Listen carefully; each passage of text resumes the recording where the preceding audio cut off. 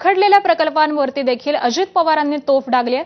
सरकारनं निधी देऊन देखील प्रकल्पांवरती निधी का वापरला नाही असा सवाल त्यांनी विचारलाय। तर पुण्यातल्या विविध प्रकल्पांसाठी पाऊण लाख कोटींचा निधी मिळाला, पाऊण लाख कोटींचा निधी गेला कुठे असं देखील अजित पवार म्हणाले। एका ठिकाणून दुसरीकडे जाण्याच्या करता 10 वर्षापूर्वी साधारण 10 मिनिटं लागायची, तिथं सरिताताई 1-1 तास लागतो। जर तो सकाळी बाहेर पडला तर 1.5 तास त्या जागेवर जायला आणि पुन्हा संध्याकाळी सुटल्यानंतर पण पिकावर असतो ना, 1.5 तास यायला 3 तास त्याचे आयुष्यातले तिथं जातात। म्हटल्यानंतर तो त्रासून नाही जाणार। बरं, कामं चाललीत होणार कधी? तुम्हाला गंमत वाटेल, मागच्या 5 वर्षाचं मी काढलंय, जवळपास 1150 कोटी रुपये खड्डे बुजवण्याच्या करता तरतूद केली।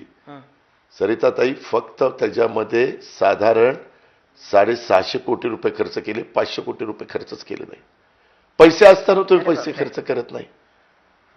पाऊण लाख कोटी रुपये इथल्या डेव्हलपमेंटच्या करता खर्च करण्याचं प्रोव्हिजन केली, मग पाऊण लाख कोटी गेले कुठं?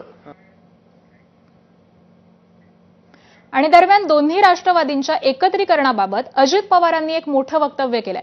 पुणे पिंपरी चिंचवडमध्ये दोन्हीकडचे कार्यकर्ते हे खुश आहेत असं अजित पवार म्हणाले। तर दोन्ही राष्ट्रवादी एकत्र येण्याबाबत